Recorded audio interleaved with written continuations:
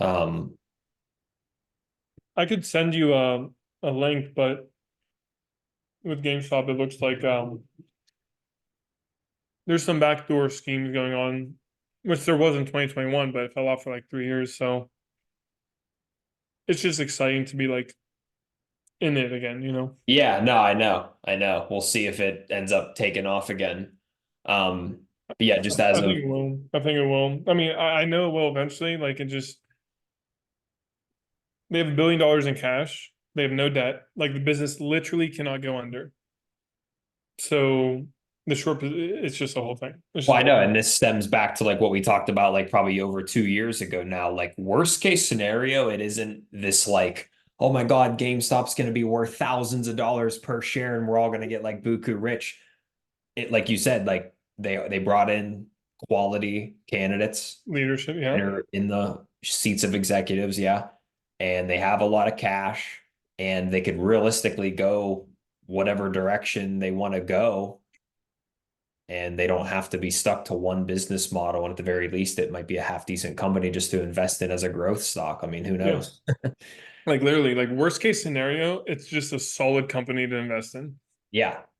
Because especially with like just how many, I mean, just especially like working in the tech space and spending so much time on LinkedIn, which is just one of a million places you could be online. I mean, new tools are coming up all the time. Like I had a Mhm. conversation 2 weeks ago with like a guy that's like probably our age that built this sales AI tool to help people on calls. And that's one of 1,000 that are coming out all the time. So you just never know. Like they could acquisition something and then start growing through that. They could develop Yeah. something on their own. Well, and you think about like the leadership there is Ryan Cohen, who's president and chairman of the board, and he has other companies, you know. So it's like you just never know how things play out, you know, Yeah. how things tie together or whatever. But it's exciting. It has been like a nice refresher. I've been glued to Reddit. I haven't had Reddit in like probably 2 years, like actually downloaded in the last couple of days. Today I was like, all right, I literally have to stop. Like I'm Yeah. closing the app. I need to get off my phone. Yeah. It's too much.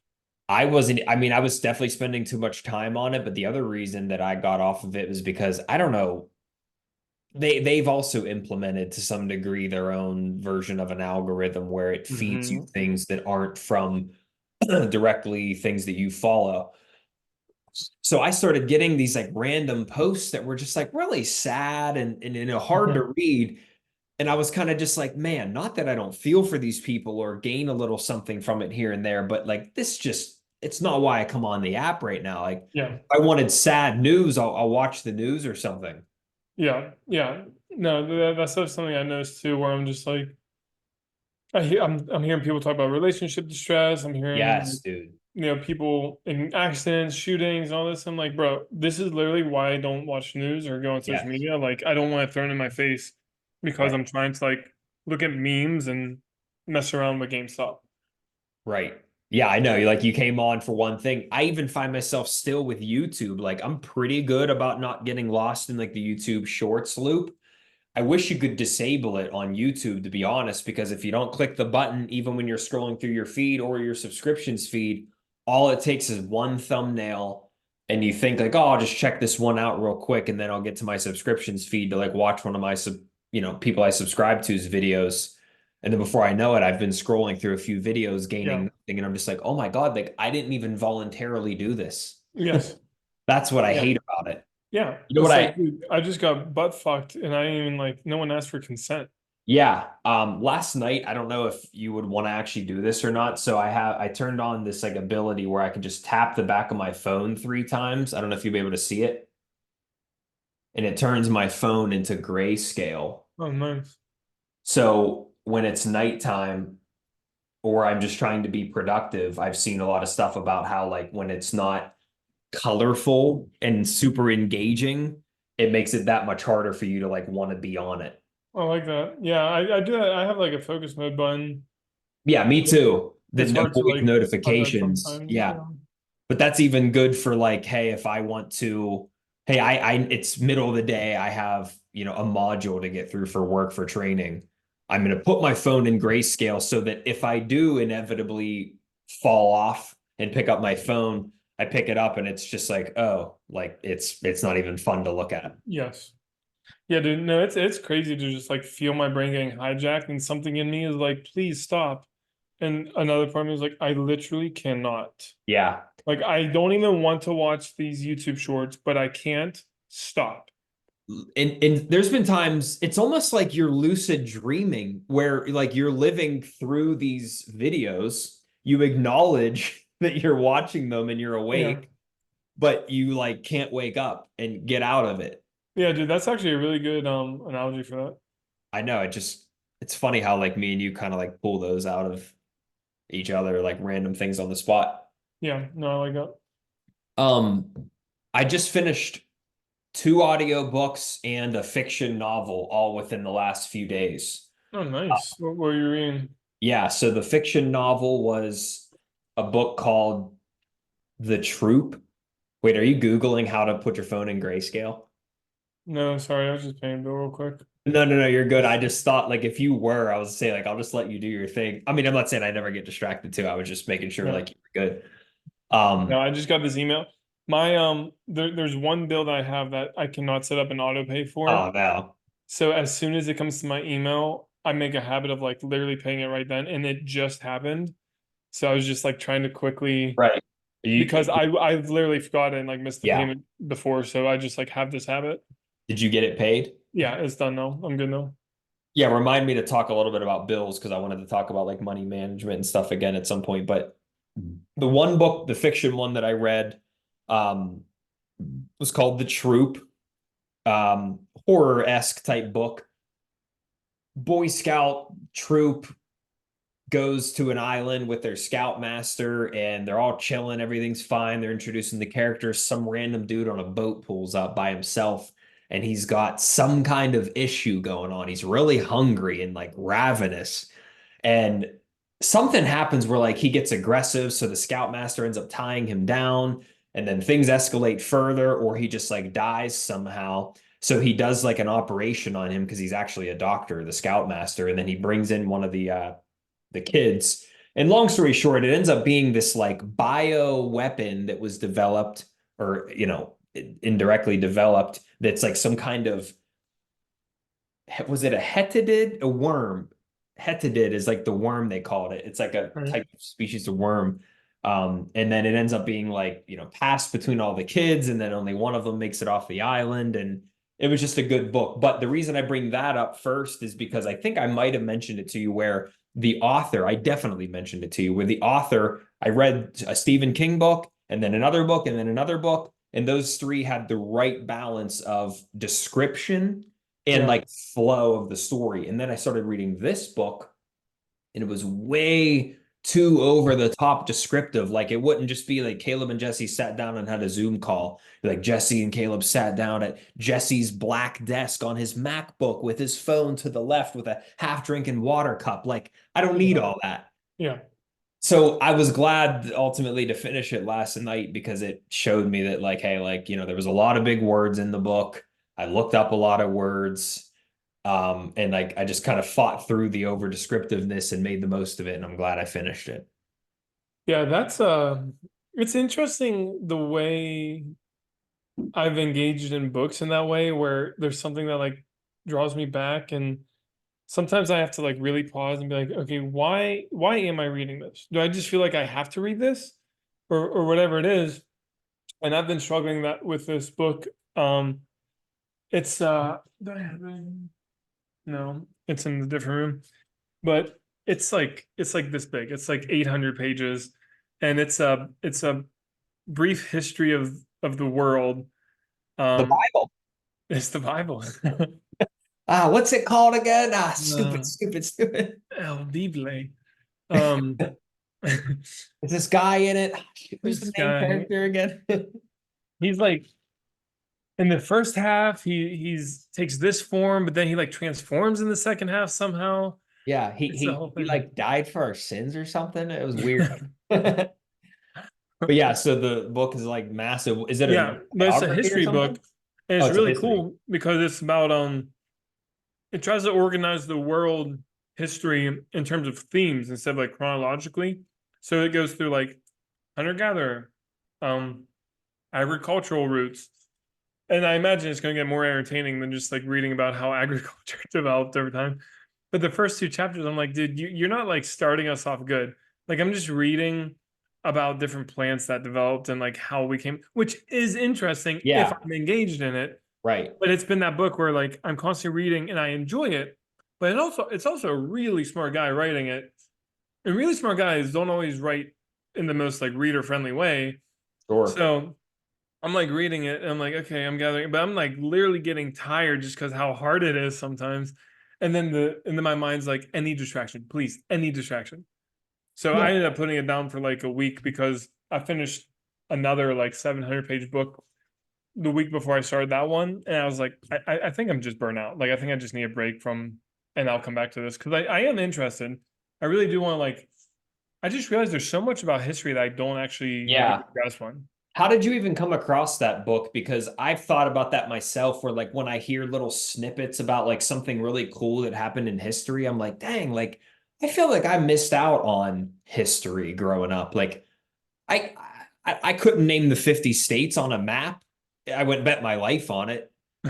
If I had a running list of all 50, maybe I could piece them together. But like, that's just the US. There's an entire world. Yeah. And yeah, I just think about that all the time. So it'd be cool if there was some kind of little like course that we could take together or something that Oh yeah, that'd be cool. walked us through like the history of the world succinctly.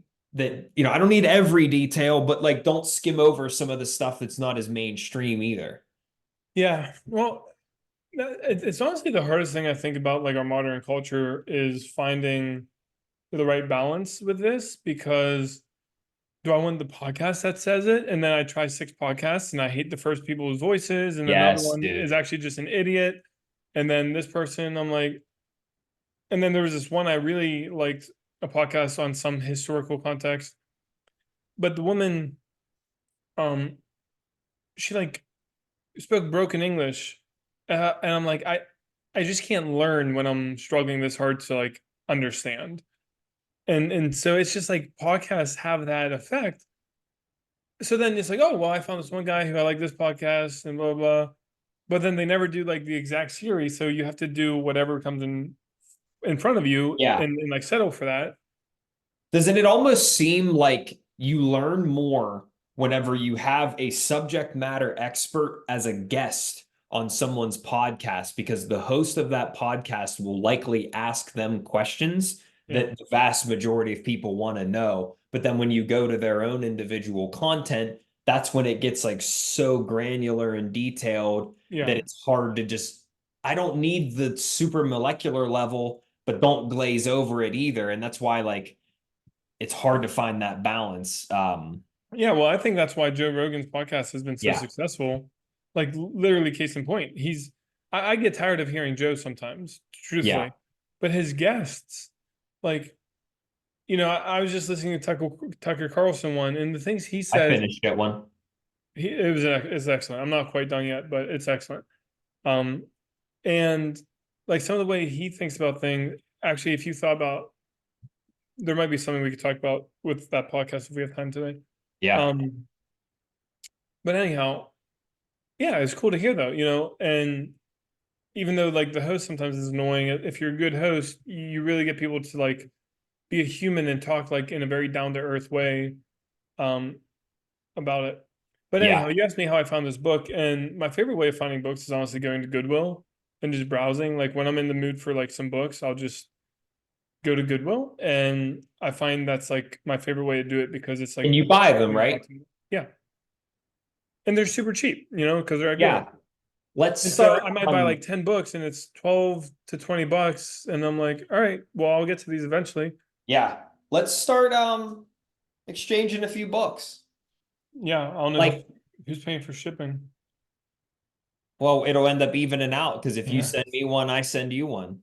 I send you a 700-page one. Or we both just start buying the same book and agree to read it by a certain date or something like that. I think we could do both. And I'm joking. I would obviously like, we'll figure out the shipping is not that important. I think it's a cool idea. I was kind of Yeah. making a joke about it, Yeah. particularly No, if I'm sending like 700-page books constantly. Well, I guess like don't they have just like the flat rate boxes that are Yeah, I suppose they do. yeah. Anyways, real quick Um, before we move but yeah, to it was like a little book club thing too would be yeah, cool. yeah, if we wanted to get other people involved, whatever. So many great I mean, ideas. even like you and I, like even I'm using the term book club, but like Oh, reading a book together and reviewing and would be cool. yeah. The other book that I just finished, I almost bought it to read, but I wanted to listen to it because of the author actually read it. It was Matthew McConaughey's Greenlights. Did you hear of it? Okay, I did not. Okay. Not going to sit here and be like, oh my God, it's the best book ever, but it was like so cool to hear him read his own book. And it Yeah, was basically just like the story of his life, like leading up to him getting into acting and some of the different like sacrifices that he made to go from the like beach bod romantic comedy vibe that he was in for so long. Like he told the story behind like forget the movie, something like where everybody said like, all right, all right, all right. yeah, Those were the very first words he ever said in a movie on screen. And that's like the most notorious Matthew McConaughey line. that's And funny. all the way up through like Dallas Buyers Club and Interstellar. And then like his short role with the Mm-hmm. but there was so much more depth to it than just like him being this like good looking actor, like a lot of like life lessons and good stuff in there. And he would summarize each passage. He'd be like, and then on this date, so and so was born at 7 pounds first ounces, and that's my first love or whatever, like his daughter. And he'd be like, green light. And then he would move on to the next page. So that's kind of where the name came from. Anyways, won't go too much more into that. The reason I even thought of bringing up books was because you were talking about going door to door if you ever move to Colorado Mm-hmm. and like trying to grow a business that way. The other book that I just finished, Are you encouraging me to become Mormon, no, door to door, giving books away? no, um, Church of Latter-day Saints. I'll do it. I'll do it, and I'll tie you into Dude, there was a group of someone that came to my mom's house not that long ago, and I was like, they're probably following up on old leads. it. Oh uh, man, it was like old ladies too. It was hilarious, and like oh, dude, that might be the witnesses. they fully saw us, and we just didn't go to the door. Dude, you know what's funny? You remember when your mom was like, "And you don't you ever do that again?" I was like, "Be careful, Holly, because I'll stick the witnesses on you." Those are the witnesses. If it's older ladies, that's the Jehovah Witnesses. So I didn't even have to do it. But yeah, the other book that I read or I listened to was a book all about direct marketing and basically just like so many companies, businesses, doctor's office, dentist office, chiropractors, real estate agents, they want to do the billboards and they want to do like all these fancy like marketing tactics. And he just was basically advocating for just like the power of direct response marketing. Mm. Go directly to someone and basically prompt them, address their problem, alert that you can solve it, and give them an action to take. Call me, email me, call this number and listen to this recording, something.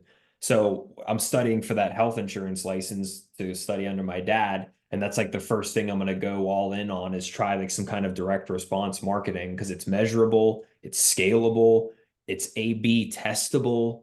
I'm going to Mhm. try this ad. If that works or doesn't work, then I can try this ad and measure the response and stuff. But yeah, I was just saying for you, you could do door to door, or you could figure out some kind of like mailing something that you could reach a lot of people with the idea. Yeah, no, that'd be cool. And I think that's what's going to be so important about just dedicating time over the next month or so to like writing articles and recording videos and just putting in my thoughts about like life, but in a counseling perspective so that people can be like, hey, why should I go to this guy? And if I can send even mailers out in like my neighborhood and talk about an alternative style of therapy and That's how what I we're was gonna struggling say. and like Like, making it affordable because it's alternative, because we're meeting in nature and I don't need the overhead. yeah, And then be like, hey, you don't even have to call me right now. Check out my videos. Check out that. I hope that's enough to help you. And if you yes, feel like you need more, come over here. There's no charge for the website. exactly. And that's how you build a following. And then your super fans are who become your clients. Yeah, that makes sense. You're building a fan base, and then you're turning the 5 or 10% into the super fans who make the purchase Yeah, essentially. yeah. Um, but yeah, I mean, I'm already thinking of like, the one liner would be like, traditional therapy not working. People will resonate with that. Like, hey, yeah, I've done traditional therapy. It didn't really help. I didn't get much out of it. You know, for the right person, it might click. And talked a lot about how like a lot of marketing makes the mistake of trying to like go for way too broad of an audience. Like you can't engage an entire community for what you're selling unless it's like a pencil. Like anyone can use a pencil. Your therapy based on your experience so far helps one specific type of person. Really hone in on who that person is, what challenges they face, what demographic do they make up, and how do you find a targeted list of those people and how can you target them effectively? That's how you grow a fan base and a following. Yeah, man. I like that. I like that a lot. Oh, is that? I'm I hear sorry, sorry, I just got distracted. It's really hot in here. I'm like, the AC's on, and I just look up and the vent's closed, and I never knew this vent was closed. But it would literally take so much effort for me to open it right now, so I'm not gonna do that. Yeah, actually, now that you say that, I'm a little warm too. Let me go check if the air's even on. Jeez. All right, I'm gonna fix this real quick Go then. ahead.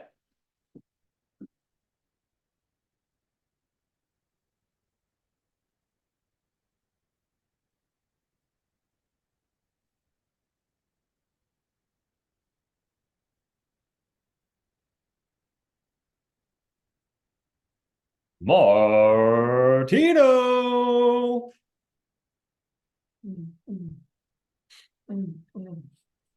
Gee, this ain't OnlyFans. Take it easy. It's gonna be. It's gonna be. Um, so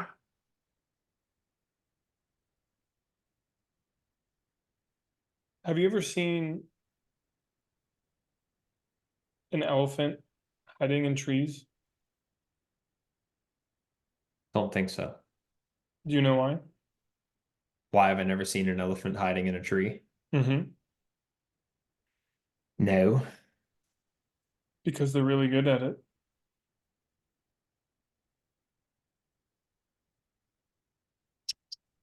Explain. Well, if they're hiding in the tree and you don't see them, it's because they're very good at hiding in the tree. Yeah, I get that, but like, do they actually hide in trees? Obviously, you just can't see them because they're very good at I don't think they do. it. uh, Where does that come from? I was at physical therapy and my therapist told me that joke. And I thought it was very funny. I have a funny one that I heard in the locker room. Oh no, locker room talk. I was talking to this older guy, Ron. This other older guy comes up and they always get on each other. And he said, I just wanted to stop over and let you know, Ron, one of the best fishermen in Beaver County. I was like, oh, really, Ron? He's like, oh, yeah, whatever. Wait, do you see that? What? There was like a chat bubble that came up next to your head with a thumbs up. Did you see that? Oh, it's a Zoom feature. Um, dude, that was weird. Sorry, I was just not ready for. No, What is happening right now?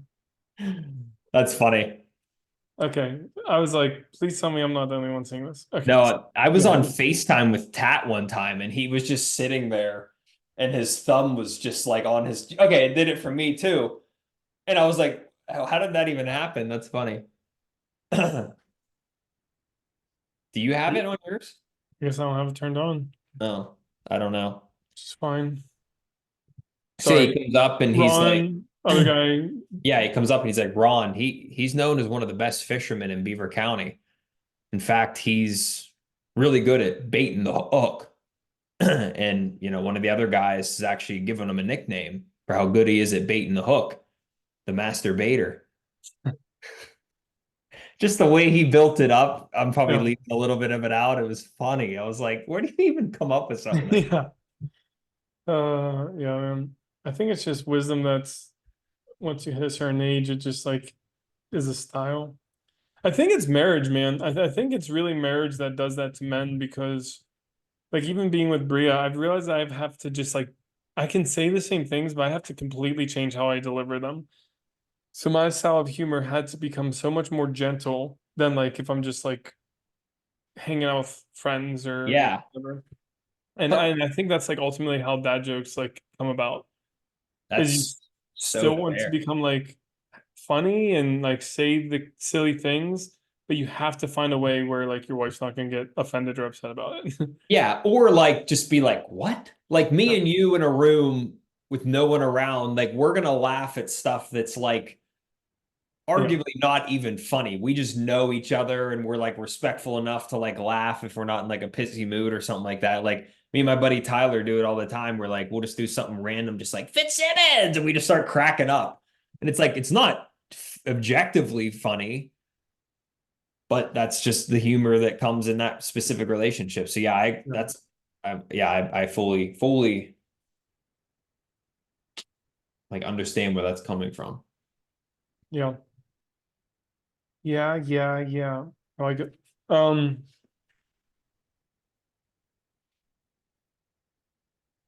yeah, I feel like there's a couple of things I want to talk about, and I just do you have anything else that you like specifically want to talk about? Yeah, I thought of something earlier and I'm glad I just thought of it again. For the last 2.5, 3 weeks, other than this past weekend, because I like slipped up for like 2 days, not like intentionally though. Dude, I've been so locked in on so many different areas of life, like bedtime, getting quality, long 7, 8+ hours of sleep, waking up early, hitting the gym every day. Lately, it's been first thing in the morning. Um, not consuming really any added sugar, hardly any processed foods, if at all, fruits, whole foods, spending time with family, friends, like doing the hard shit essentially and doing it consistently. And it's such a superpower, hard to maintain, but I've noticed how much easier it is for me to just do the things that I know I need to do that just say a month ago I would have had all this internal resistance towards it. And as Mm-hmm. I built that aspect of the mind up a little bit more, I noticed how much easier it is to maintain the routine and just get up and do the things I don't feel like doing. Like when I don't clean the pan because it's hot right away, right? Letting it cool down, it's so easy just to be like going about your day and then you pop back in the kitchen and realize like, oh my God, yeah, that's right. I never cleaned that pan. And I immediately clean it. There's like a Mm-hmm. small window of time that you have essentially to make that 1 second decision that like Mm-hmm. if it takes less than 5 minutes, I'm going to do it right now, like your bill. If it only takes a minute or two, just do it right now. Mm-hmm. Yeah, like that's how dishes pile up because you don't just do it right now. You say, Yeah. "Oh, I'll do it later."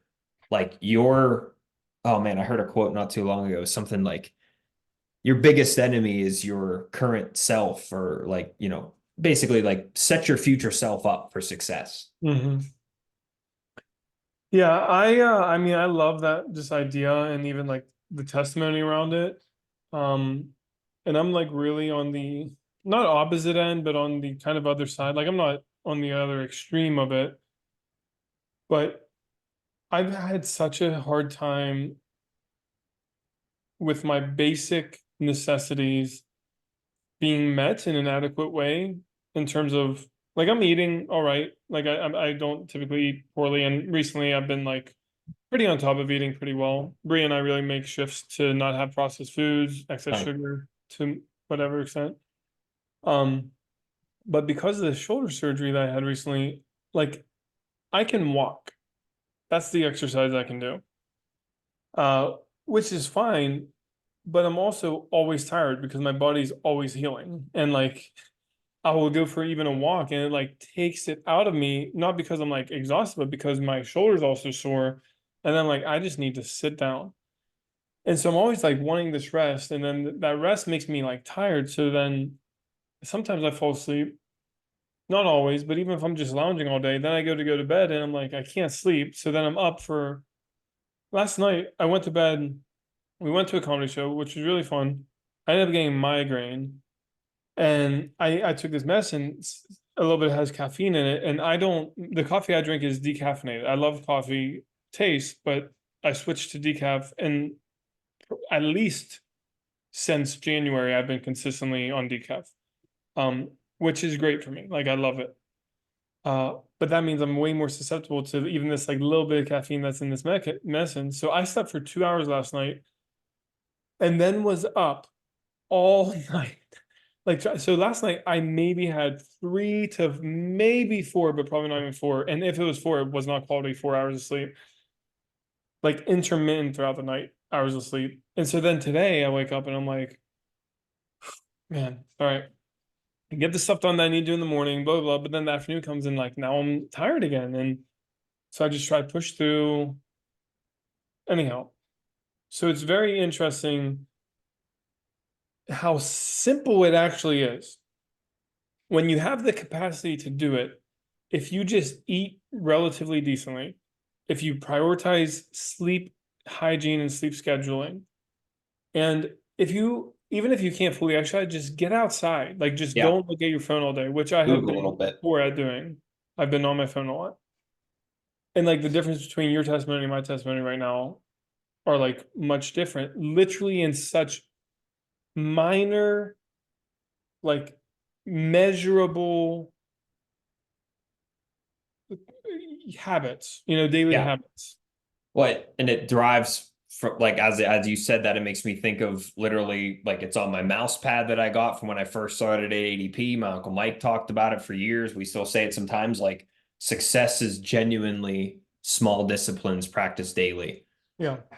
And the changes that I've made aren't massive. There's some sacrifice involved, if you even want to call it sacrifice. Like I'm also sacrificing, but also rearranging what my version of hobby or ideal way I spend my time or what I call like happiness. I hate to even like use that word. I feel like it's like too complicated to just like call it happiness, but like pleasure is not happiness. I'm Mhm. removing the short-term pleasure things and replacing them with better habits that can still be pleasurable, Yeah. but they're better for you, which is then in turn causing more overall happiness.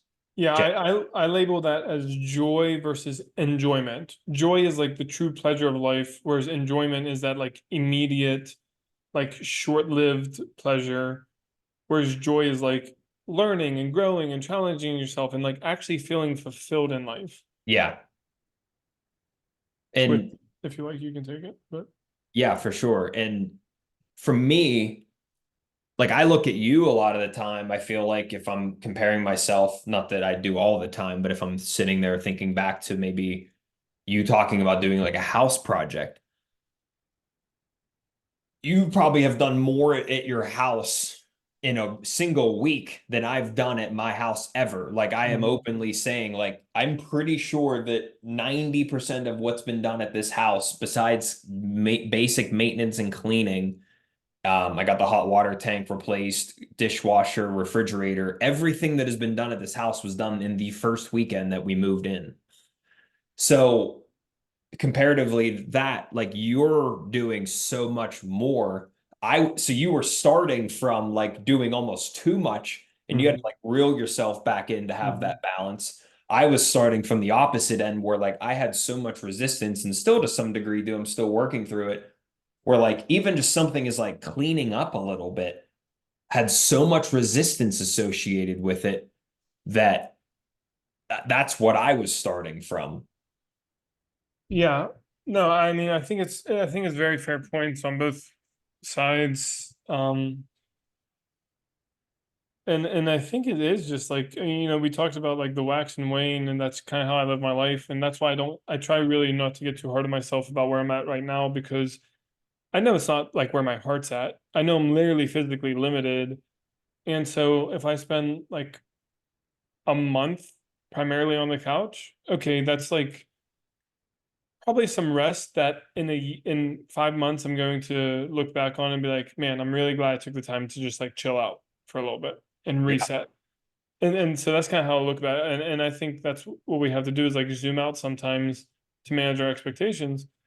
But at the same time, understanding that momentum builds whichever way it's going. And so if I'm making a habit of not eating well, not sleeping well, not exercising, my mood's eventually going to go down. If my mood goes down, those other things are going to become even harder, and momentum builds backwards. But if I'm exercising regularly, and this is like personal testimony at this point, when I regularly exercise, it is so easy for me to continue exercising. And it's also easy for me to, no matter how tired I am, maybe take a little break and come home and do something productive. And then also be more conscientious about what I'm eating and also be more intentional with my relationships in my life. And so momentum builds whichever way we go with it. And I truly find, because like I know where my heart's at, I know where my intentions are, but my habits aren't like perfect right now, which perfect is not a word I would typically use, nor do I mean it in like that sense, but my habits are not ideal right now. And so even like doing this call for me, I feel a lot of resistance because I just feel that tired and like, do I really want to? But there's a deeper level that I have like already built into who I am, that it's like, okay, I felt tired and done things because I know those things are worth doing, Yeah, you totally. know. But that takes years of discipline of like, and and and just because I'm there doesn't mean I can't undo it. You know, if I continued this for the rest of the year, next year 2025 would be a hell of a hard time for me to bounce back into like being someone who is disciplined again. You know, like discipline really does have a resilience factor, but eventually that wears off if you're not practicing and training it actively to some extent. And that's why I think even like embracing what you can, right? I'm limited physically, but I can go for walks. So I've been making a habit to go for walks with Ruby over this last week. In the last couple of days, it's shifted just because we've been getting house stuff, but I'm at least taking her to the dog park. So I'm getting myself up and out of the house for hours, which I don't have to because I have no obligation right now except to like sit on the couch and heal. Yeah.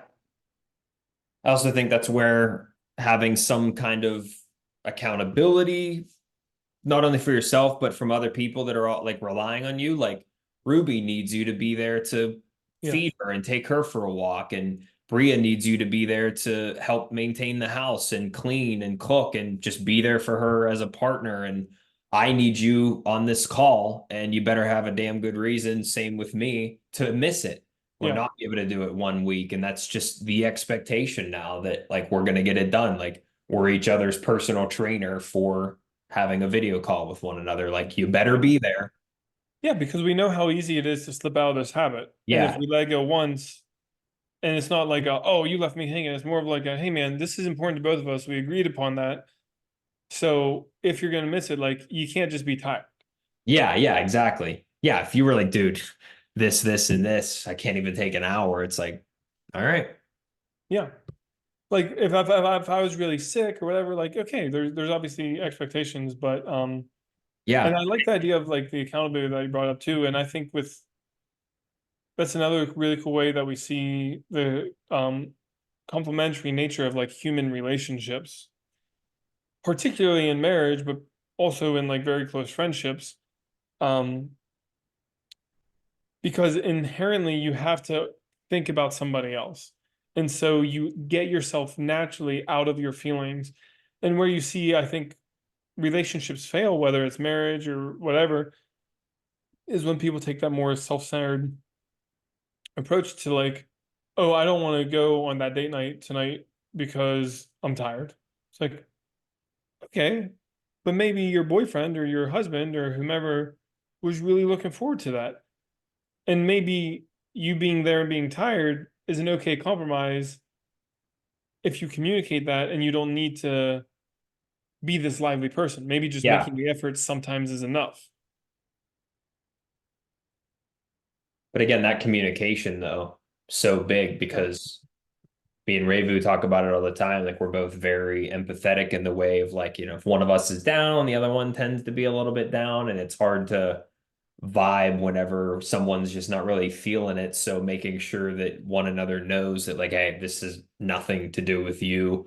Yeah. I had this happen today. I don't even know why, but I'm feeling down right now. And now it's like, okay, I can personally rest easy, maybe even work on just bringing the vibe up from my end, which might stem into you too. But without that communication or just putting in a little bit of effort, it's that much harder. Yeah. And you really see, I think where you see relationships fail, and again, this is general relationships, not just like marriage or Yeah. girlfriend or whatever, but um is when you don't prioritize that communication, because communication shows a level of respect. If you were like, hey Caleb, look, I'm gonna do the call today because it's important to us, but I am really tired, I'm not in that good of a mood, so I just might not be on my best foot. And if I don't respect that, and I'm just like, man, you're just like bumming this mood out, instead of just taking it where you're at, it's like I'm not showing a level of reciprocating respect, which you showed me just by communicating that with me, because you could cancel. Yeah. You could find a reasonable excuse to just like get out of it, because I can't, I'm not going to drive 10 hours to your house, hold a gun to your head and be like, get on the camera, like, Crawling through your window at 10 p.m. after mom said yeah, no. Like, I'm not gonna do I would never do that. Uh, but I think that that level of communication is so important in relationships, and it really bridges the gap. Um, and we just have this weird thing in society where it's like if someone's feeling down, we want to fix it. And it's like, what's wrong with someone being sad for a little bit, or feeling upset for a little bit, or feeling down or sad or tired or whatever? Like, so what? You can still feel that way and come out. You don't have to be like on top of your game, but it doesn't have to inhibit you. And at the same point time, Yeah. I can respect you and not try to fix it for you. Right. Yeah. Like it comes from a place of just understanding. Yes. It's a place of understanding. And that made me think of one of the Matthew McConaughey stories. He was in some foreign country, following one of his wet dreams, literally. He kept having this wet dream of him floating down on his back on a raft through the Amazon River. And right before he wakes up, he nuts. That's so wild. But he had it more than once and like kept having it. So finally he was like, I gotta go to the Amazon River and float down on my back and just see where it takes me. And he did. And it led him to this like relationship with this guy who, he does the accent. I'm not even gonna try, but there's a moment where him and this other guy and one of that guy's friends are sitting at a table and they see a woman come up who's essentially like a prostitute, they say, and them two men, not Matthew McConaughey, they start to kind of have some banter back and forth. One was saying like, "Oh, that's not right," and the other one was saying like, "Well, you never know. Like, let's give her the benefit of the doubt. Maybe things are going on in the family." And it got really heated. And Matthew McConaughey, seeing an escalating conversation, just said like, "Hey, guys, like, you know, it's not really right for her to do that." And they both, even though he was taking the side of one of the guys, both of them snapped at him. And it was kind of like this moment of realization for him where he realized like there are some just like general like cultural differences that we lack sometimes. And the reason both of them kind of snapped at him was because it was like, hey, it's not about right or wrong. It's not about whether I'm right or he's wrong. It's about having the conversation so they could get to a place of where each other stands. Yeah. And that's what it's about. And they like Yes, got dude, I mad. love that. Yeah, no, I And love again, like that. and then he even said, and like right before he went on to like the green light, before he moved on, he said, America, we could probably use a little bit of that more nowadays, is, understanding each other. Why do you feel Yes. the way you do? Instead of just being like, oh, I don't agree with you. F you. Bye-bye. Dude, that's so funny. I think that's such a, wow, that's really good. I like that. I would argue that that's probably, if I had to like summarize in one word why our relationship has sustained to like the extent it has over the years, like that's probably the word I would use, is understanding. Like we've always sought to understand each other. You've not been someone who's jumped in and told me I'm right or wrong, or, like condemn me for my actions, or always told me I'm right no matter what was happening and justified it. Like you just sought to understand it. You would give me your opinion with no expectation that I like change my mind or follow it or whatever. and I've tried to reciprocate that in kind. Um, and it's been eye-opening for me over the last couple of years how many, like just through my training and then marriage, how many people just don't have that habit, or people in their lives who push them towards understanding. And that was a big point of contention in my relationship with Bria, because it's just how I operate. Like, I don't care if you disagree with me at all. Like, it's just not important to me that everyone agrees with me. Yeah. But if you disagree with me, I would love to know why, because that's interesting. Like, how can we look at the same thing and you see it completely differently than me? I want to know that. It helps me grow. It helps me understand you. And so I take that approach. I took that approach with Bria, and it caught her completely off guard. She always like got very defensive and confrontational because she always felt like she had to justify herself or like defend herself. And eventually I'm like, what is happening? Like, this is so confusing for me. And as we worked through it over time, it became, she eventually was like, oh, you just want to understand. And I'm like, yeah, that's what I've been saying the whole time. She's like, no, but you actually just want to understand. Like, you're not trying to tell me I'm wrong. You're not trying to like do anything. Like, you actually just want to understand. But I ask questions in such a direct and assertive way that sometimes people who aren't used to that take it as like confrontational or Yeah. aggressive. Because whether I agree with you or not, I want to understand where you're coming from. And so I almost like interrogate sometimes. And so I've had to learn to ask questions differently at the Yes. same time of like, she had to be realize that she is being very like defensive because that's not what she's used to. And Yeah. so now we're able to have much better conversations. Not that that doesn't come out on both ends occasionally, but it took time to work through. And obviously that's like the foundation to a good, healthy relationship is seeking understanding of one another. Yeah. And I think it's like, stop.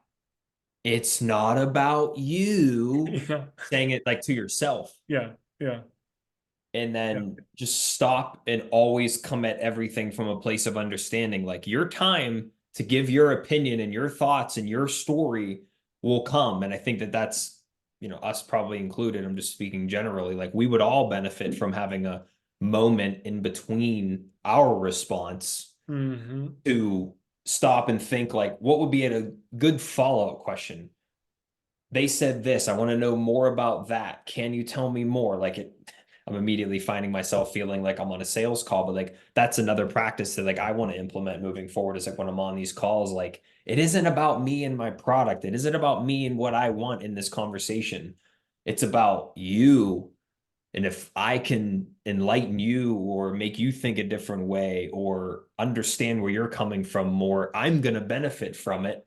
And then if we get around to me sharing my thoughts, my story, my product, my experience, cool. If not, but I'm probably going to have a great conversation just as much if I don't even have to speak as much, or if I don't even get to speak. yeah. I mean, I think we're again both in very prominent professions where like that's the case, and we both get to see that realistically, if you want to make a completion of that pitch, or if you want to help someone change something, 90% of that effort really comes from you actively listening, not from you saying anything Yeah. spectacular. Right. And like, we're all so self-centered that unless I already view you as the subject matter expert coming in, which can be like one of the powers of like marketing and direct response marketing, Hmm. is like when you have someone coming to you, that's whenever it's really powerful. But most of the time, that's not the case. So you have to earn that and force them to have the realizations on their own and build during that, period of conversations, that, you actually have something they want to listen to. Because I feel like a lot of people don't really care what you have to say, don't really know Yeah. where, why your opinion is what it is. They just want to help themselves and hear what they have to say and hear themselves talk. Yeah. Yeah. And I mean, I'm certainly guilty of that as well. Like I know I am, but um I have really found both in like professional and personal relationships, that one, it's just more enjoyable when I'm actively listening and really trying to understand where someone's coming from. But two, I'm able to contribute in such a like, if we're talking about sales, if you're talking to me about like the new job you got and talking to me about sales, and I'm just like, oh yeah, yeah, man, like, oh yeah, yeah, and my job's like this, and it's very similar. Like I'm making tie-ins to that. But if you say, oh, this new job, my manager is really kind of hands off, and I it's making me really appreciate this like ability to have more autonomy. And like there's a lot of responses I could have there. One is the one that most people are going to do of like, oh yeah, isn't it? And I'm just going to agree with you. Yeah, isn't that so nice? Like I remember I had this job, and then I'm going to turn it to about me. I had this job where this boss was super over controlling, and then my next one was more autonomous, and it was like that's what most people do 99% of the time. Which eventually you can get to that, which is what you were saying. But I could also then look at you and be like, yeah, man, I really do enjoy that autonomy more than like that micromanagement as well, which I think a lot of people do. But Jesse, what in particular do you enjoy about that autonomy? And now I'm like getting to a deeper level. I'm peeling the onion back. And so then you say, wow, it really just makes me be self-motivated. I feel like I'm getting up to work, and it's something that I didn't have in my last job because, whatever. I always had a manager checking in on me, so I felt like just overburdened, and like I didn't have the space to do my gig. It's like, oh, so you, and then I say something clarifying to make sure Yeah. to say, hey, I'm understanding you Yes, correctly. dude. And then, Following like one of the sales trainings almost to a T right now. yeah, Literally, almost even the verbiage is there, the peeling back of that's the funny. onion. So it'd be, yeah, feeling like going, and then I would call that my, um, the next part, a reflection of I'm reflecting what I heard you say so that you hear that I'm listening, but also as me like, hey, am I hearing this right? So it's Right. like, oh, so what you really like about it is that you kind of get this self-start, which gives you a motivation and this like energy for your job that you kind of lacked in past jobs. You're like, yeah, yes. And that, yes, that's where people typically have that That's it. because it's like you understand me at this deeper level, and people don't typically, I've never got to put words to it, even though it's your words. All I did was say your words to you. Yeah. But that's where most people don't get to in most conversations. And so when someone does it, it's like, yes, that. Is that something you read somewhere, or is that just kind of in your experience? I'm just curious because the reason I ask is literally one of the sales trainings that I'm thinking of, and the guy I've mentioned him many times, he literally says that like most people go through life and never feel understood or heard. So if you can be that one person once in a while, that's huge for them. And then especially if when you do summarize or in general at any given time, if you can articulate their problems better than they can, they immediately you have their attention. Yeah. Yeah. No, I like the way that whoever that is that said that. I like the verbiage. Yeah. I came to that conclusion before I even got into therapy because what got me into therapy, as you know, is when I struggled myself with depression. And really what I find depression to be is a disconnection with our inner spirit, with our true self. And so I'm living a life that is incongruent with what actually makes me happy, Um and so what that means is I'm not even like in touch with myself. Like I don't even understand myself. And then when people were in that state, when I was in that state, I looked for external validation. I wanted someone else to do the work for me and understand me. And that's what ultimately led me through my journey is I worked really hard through the recognition that if anybody's going to get me out of this, it's going to be me. And I only had to learn that once. Yeah. Like I still suffer with depression here or there, But every time I think about it differently than I did then. So it doesn't get to the extent that it was then. And so now if I enter a depressed episode, I evaluate what's happening in my life. Where do I feel like I'm not honoring the voice within? Maybe I'm working too much and my soul is crying to be out doing more play or whatever it is. Right. Or maybe I feel lonely and I just want more camaraderie with my friends, whatever it is. But so before I even got into counseling, I had that understanding in that statement where very similar to how that man says it, is how I typically say it is my job as a therapist in my eyes, which is really what I think a lot of therapists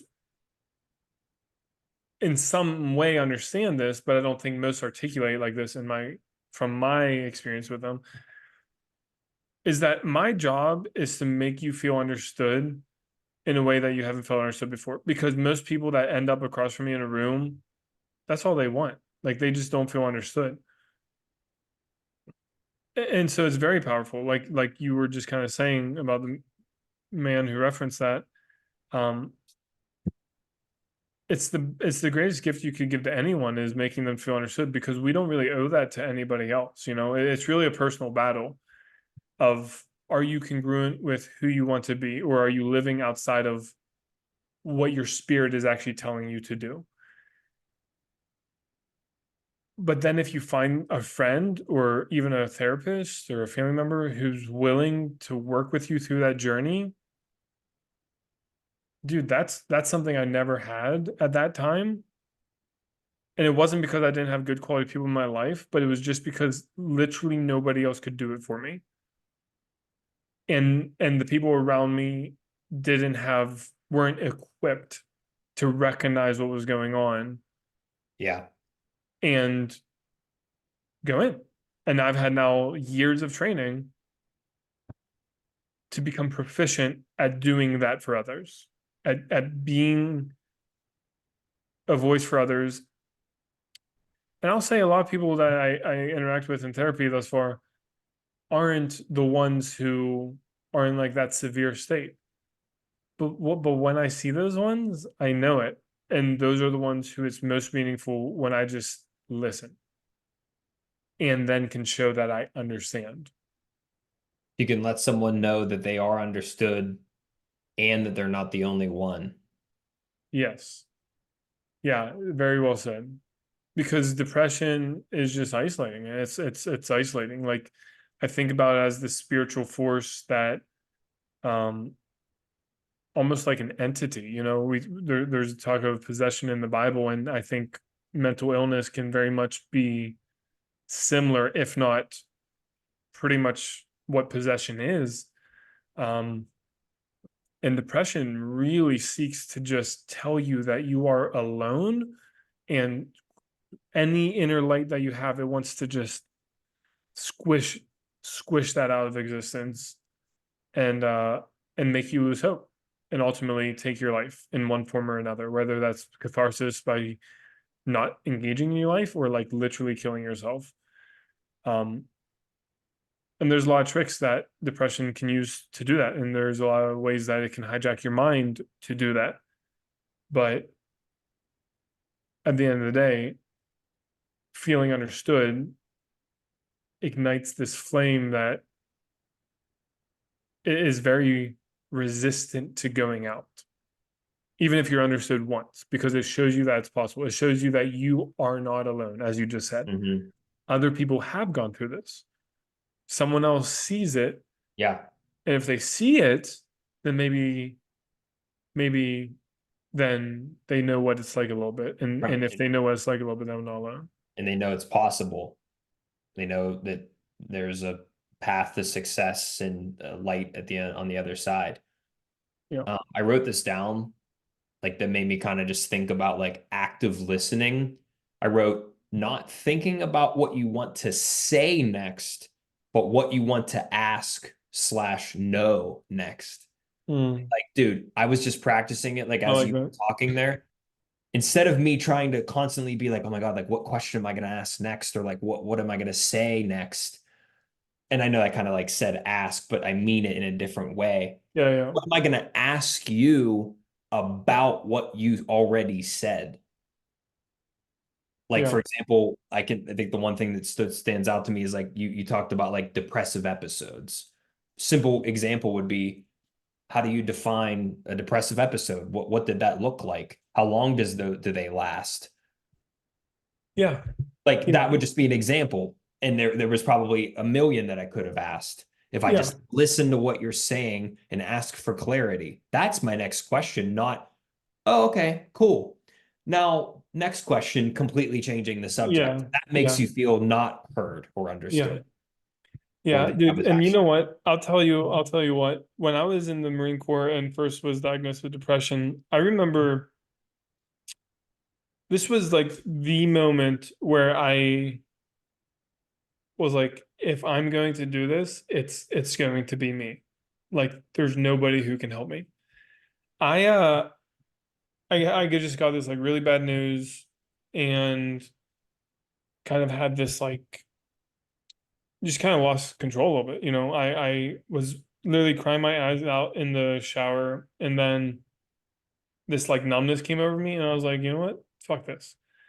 And I got in my car and I went to the gas station and I got um like a 12 pack of Yingling, and I just started drinking, and I was just like I'm just gonna crash. Like I'm just gonna wait to get hit, like and just end this. And fortunately, God was walking with me even when I wasn't walking with him, and made sure nothing like came of that negatively, directly. But I went to my therapist soon after that and told her. Now, to talk about like a passive suicidal attempt like that is very awkward, and there's a lot of shame around. Even now, it's hard for me to like admit that. Mhm. Um, and I remember telling her reluctantly, and she's like a bigwig psychiatrist, not psychiatrist. She is a psychiatrist, but bigwig Yeah. psychiatrist, supposed to be a very smart person. Um, and this also informs why I think psychiatrists shouldn't do therapy for, but whether that's fair or not. But uh, she, I was like, I just wanted to like end it. Like I just wanted it to be done. And she took it in a way where she thought that I meant I wanted to get kicked out of the Marine Corps by like getting pulled over for drunk driving. And I'm like, when she just like reiterated that to me like that, but she didn't even say, "Oh, is this what you meant?" She said, "Well, what would that actually get you? If you got DUI and like kicked out for that." Like it was like she just assumed she had the right interpretation and then challenged me on that wrong interpretation as if it were mine. Yeah. Right. And I just looked at her and I was just like, never mind. Like I'm not gonna clarify that. It was hard enough to get out once. I'm not gonna like I felt so misunderstood, so Right. unheard, so like the person who's literally assigned to help me with this doesn't even see the pain that I'm trying to like reluctantly express. And that was the moment where I was like, fuck this. I'm not giving them anything, man. Like I'm getting myself out of this depression like one way or another. And that's where I learned to like just start loving myself, like build a relationship with myself. I would play soccer in a field on a weekend by myself because I didn't like have anyone there that like I really got along with that well. I would go to movies for the first time alone. Not all, I did have some friends there that I hung out with, Yeah. but I didn't let that inhibit me from doing things on my own that I enjoyed. And it was the first time in my life I ever did that. And that's where I really learned to love and respect myself, which has been monumental. But that was the thing that happened where I was like, I want to get into this field, and I want to make sure to the extent that people cross my path, they never feel the way I did in that moment, where they feel hopeless and misunderstood. And then on top of that, they're almost like I was almost aggressed because she thought I was like being silly when she literally had the wrong, and she wasn't even humble enough to like make sure she had the right interpretation of that. Yeah, so not only did that be a moment for you to decide that only you could help you, but it ended up turning into I want to be what I thought or what I needed at the Yes. worst point of my life for other people in their worst point of their life. Yes, exactly. Exactly. And that has been what like has driven me to like change the way I interact with friends, and honestly to just become like less harsh and less of like the good old boy, like mess with your guy friends and actually be genuine and be vulnerable and talk Yeah. about things that matter and be like, you know what, like I do enjoy that humor, but I enjoy our friendship a lot more, and I want to know that you're okay, and I want you to know that you can come to me with whatever, and I don't want you to think I'm gonna ridicule you if you come to me with something. Yeah, dude. I feel like that is a good way of putting like what the distinction is between a friendship like ours, aside from time. Like time obviously helps this, but it should go without saying that if you truly consider someone a good friend, that you're gonna have maybe even arguably more like good, deep conversations than you are horsing around all the time. Like it's fun to have a lot of horsing around time. And maybe if you saw each other like day in, day out, it's hard to constantly be in like deep conversation. But you got to go. No, Brio wanted her laptop that was sitting here. Oh, She just came in awkwardly, but comes in, she's like, yeah, no, dude, literally, like the depth of the conversation, the depth of the conversation, truly is there, and I think it's very rare, particularly in like men's conversations, um, because men from literally middle school on, just like we just rag on each other, like it's just such a man's culture. And I think it's like, not that you and I, and especially if like you and I are more together, like we'll still do that, but it's almost in like such a sarcastic way that we know it's not like serious. yeah. And dude, honestly, like I've not to immediately make this about like a story from me, but I just want to bring this to your attention to Yeah. see if you agree. I think we've talked about it a little bit before. Like my mom and Gigi were like very influential on raising me for the early on years, like those pivotal years. And there's always been an aspect of me that I could like I try to like articulate this sometimes, and I tried to decide just like to my mom and like Morgan one time, and they were kind of just like, what? And it's like I feel like obviously I'm a guy, I'm not gay, but I have like these tendencies that don't necessarily align with the average like Hmm. man. Hmm. And that's one of them is like that horsing around, like constantly cracking jokes, like making fun of guys. Like I shut down when that becomes the vibe, or if I notice that that's the vibe with someone, and it's because like that's just not what I'm after in a relationship or friendship. Like every once in a while, like crack a joke, or if we're having some drinks, maybe it's easier. But in general, like that's not what I'm after. I'm typically after like just a little bit more seriousness, I guess. I don't know. Yeah. Well, yeah, I mean, I think, I'm not going to put a different word in your mouth to define how you're saying that. I think the seriousness is like perfectly adequate, particularly like if that's what makes sense for you. What I say about it is, um, like authenticity, I think. And what I mean by that is I see, like I've had the relationships with guys who I've done that with, particularly when we were younger, but they're very superficial relationships a lot of times. And it's nice to just like mess around and do that. Um, but what I realized is that it's really a barrier of me actually becoming close. I think guys use it as a defense mechanism, you know what I mean? And I was talking to Bria about this the other day. When we're in middle school, you know, you come to school and you're really excited about this thing you're wearing. And then one guy is like, nice shoes, faggot. and everyone laughs at you. And that happens in middle school to every guy. Yeah.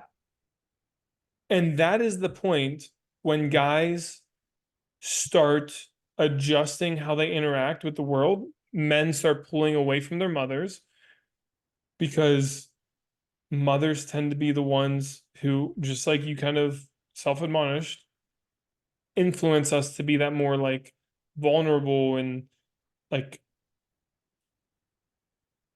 in a way authentic, but I don't think mothers alone like create authenticity. But mothers call men to be gentle. And in middle school, we're pretty much like, hey, that gentleness is going to get you bullied. And it's not even intentionally bullied. A lot of times it's just like the development of that humor. Right. But then some people take it to an extreme and it does become bullying. But at any rate, it doesn't feel good. And I've never really enjoyed even like participating in that, except with very close friends who know that it is like not my actual heart there, you know? And that's what I think is really important to think about as guys when we're doing that, even in like adult relationships. Uh, because what is the barrier? You know what I mean? Like if I'm coming to you and I'm like, man, my wife is like really, it's been really hard with her recently. And you're like, what, can't get your dick up? Because you're a guy and like guys say stupid stuff like that to each other. Like immediately, like I'm not more likely to open up to you. Right. I'm shut down now. I'm shutting down. And I might have just been wanting to get off my chest that, hey, my wife cheated on me. And like, I kind of don't know what to do. Like, I feel like dying, like that might be that, you never know. And Yeah. at some point in my adult life, after that, after my experience with depression, I really just was like, yeah, I'm not taking that risk anymore. Like, I don't care if I lose friendships over it. And I intentionally, particularly with my like Citadel friends, because at the Citadel, we did kind of have that type, it's military, we kind of have that more like juvenile humor in that way. And it was fun. It was fun. You did it with your friends, you didn't do it with everyone. But I even stopped and like I have a really good friend. You met Pat here. He used to always like rag on me and I would rag on him and whatever. And then he would continue to rag on me, but I wouldn't like rag on him. And then he'd rag on me and I'd be like, I mean, I kind of don't like that. And then he's like, oh. And he would like feel awkward about it. And then he would stop doing it because he would like, and we've talked about this with boundaries and relationships of if you believe in something in a relationship, you have to be willing to lose the relationship to change Yeah. it. Dude, I'm so glad you said it on your own because that's all I've been sitting here thinking is like how awesome that idea is to operate under. Yeah. And the reason I believe that is because I've lived it, like even in relationships like that. And Pat and I got to a different depth of a relationship. And it's funny because like he's not a guy who has that vulnerability naturally. So we'll have good talks still, we'll mess around, and he doesn't like do the harsh stuff, but it's still really hard to get him to open up. But I know, or at least I'm confident, that if he was really going through a time, like I'm someone that he could call. Yeah. I love that idea just in general, whether it's a relationship or not, that like you have to accept that anytime you enter into something new or you start a project or you attempt to do something that you are opening yourself up to failure, but that's okay. Mm-hmm. And Mm-hmm. by starting something, you also have to be willing to accept that it's maybe not going to go the way you thought it would or isn't going to bring about good, positive things. And that's okay. Yeah. Well, and that's like in my style of therapy that I have been trained in, um, that's where like personal values matter so much. Because it's not about the outcome of your action. It's about are you taking an action that's in alignment with who you want to be, regardless of what that causes. Like, are you living to be the person that you are happy with? Sometimes those actions may yield consequences that are unintended and are not like your favorite thing. But can you look back and say, I'm happy with how I performed? And even, Bria was on a interview yesterday for an internship with her program in the fall. And she's like, I'm nervous about it. and I have one question to people who are like, well, I'm nervous about this thing that I did. I've already done it and I'm still nervous about it. And my question is always, no matter what the circumstances are, did you do the best you could with the information you had at the time? Yes? Then what else can you ask of yourself? Hmm. Yeah. Did What else can you, I do? what else can you do? What else can you do? And that's why it's so important to like know your values, who you want to be um and do that. And it alienates people, man, because a lot of people don't live like that. But you have to be willing to change with the times, you know? And I think you're going to experience this probably more than I would have to just in my field because sales typically isn't like, I'm not looking to find moral superiors in the sales field. There's not like I'm not saying that everyone there is like egregious and immoral and evil, Yeah. but you're probably more likely to encounter people who are not living in regard to like productive values Yeah. People than are in sales because they're money motivated, and that's like near their number one, if not their number one. yeah. And so having Being someone money motivated can lead to making some maybe unethical decisions. We'll just leave it at that. Yeah. And that's where I think like a lot of times, and I think you'll find this more and more as you come into yourself even more in these new positions.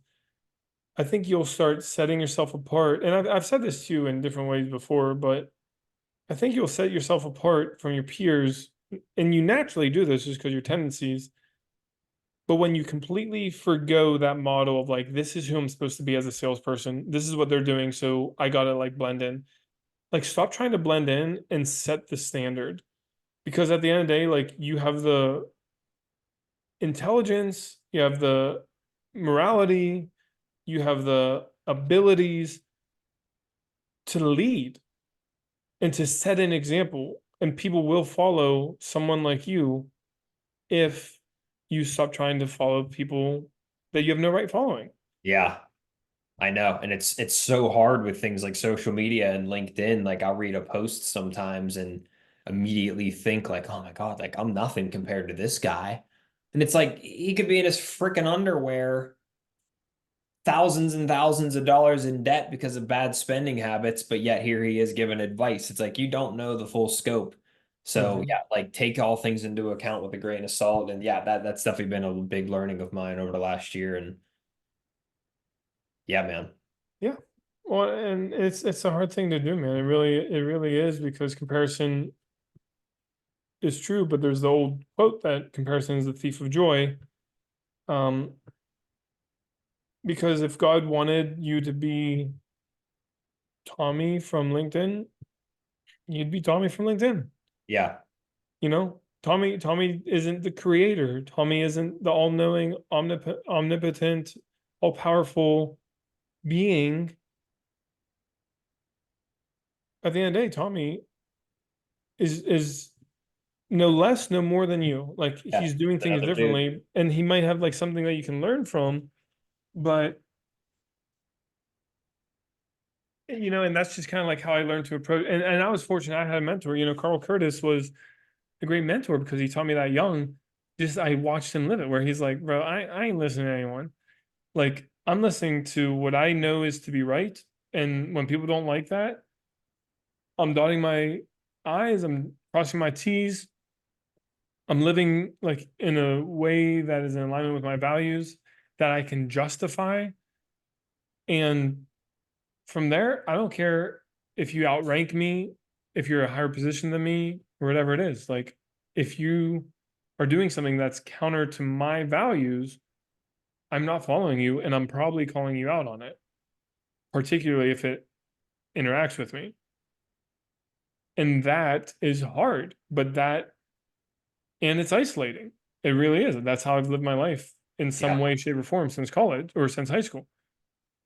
But it also lends to people being refreshed by my presence, me finding deeper relationships, not only with my friends, but with strangers. And I wouldn't give that up. I think there's more joy in that than like everybody liking me. Yeah, no, totally. I fully agree. And adapting that is such a freeing feeling, I think. But yeah, man, I gotta pee and do some studying still before dinner. I'm going out with old Schmitty tonight. Oh, nice. Yeah, so if you're okay to wrap it up there. Yeah, man. I'm good with it. Um, you wanna end the recording real quick?